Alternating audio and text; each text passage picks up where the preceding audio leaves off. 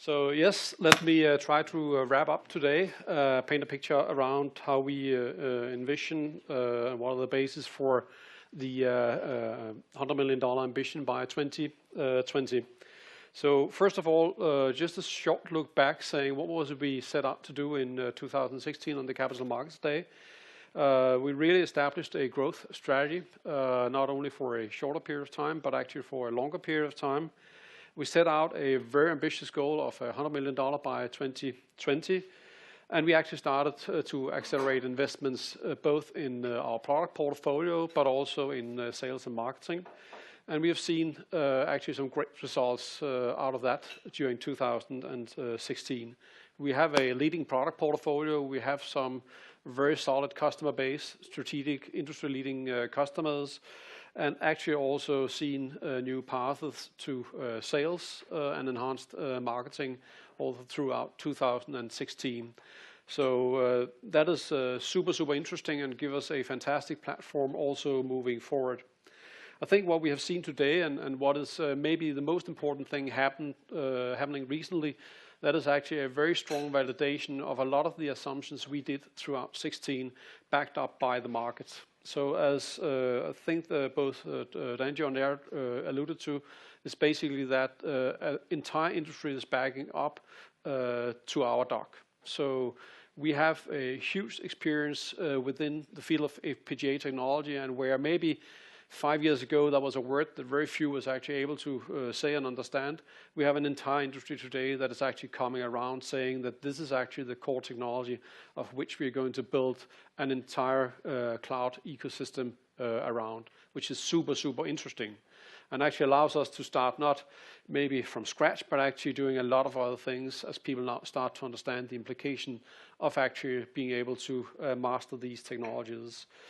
It also allows us to basically reaffirms our aspirations towards 2020, and as Jared said, actually put even more emphasis around expanding our reach through marketing, partnerships and ecosystems and channel throughout 2017, as we see a lot of more potentials around working closer together with partners in the industry.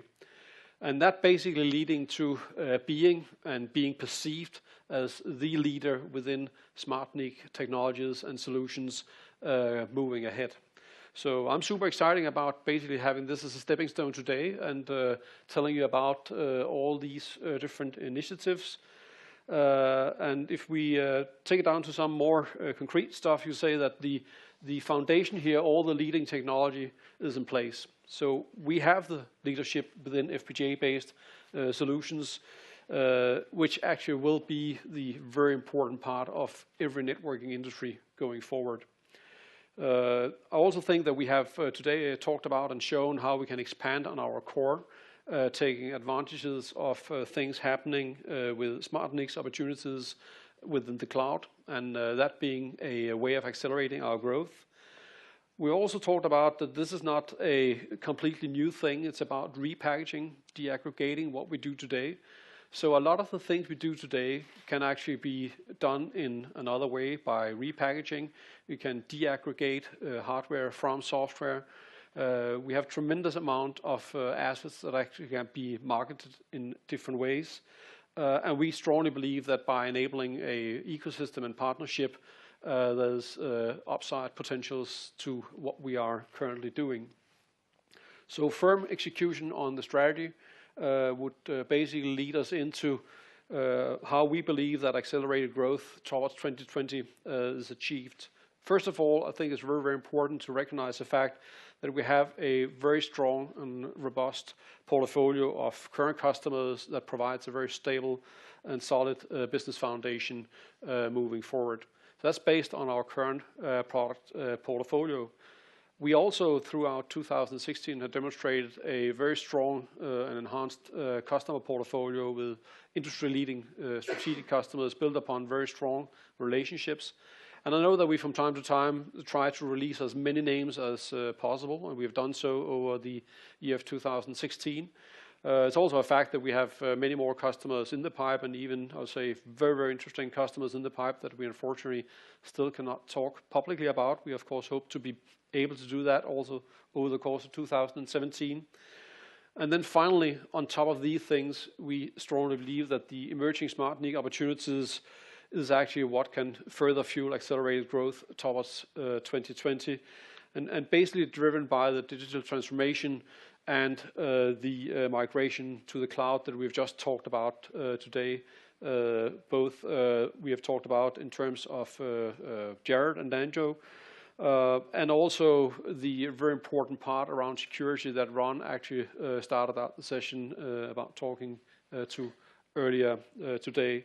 So I strongly believe that Napatech is in a pole position to achieve what we set out to do for 2020. And I think also by actually entering into 2017 with a very nice Q1, it underlines our opportunities to achieve our ambition by 2020.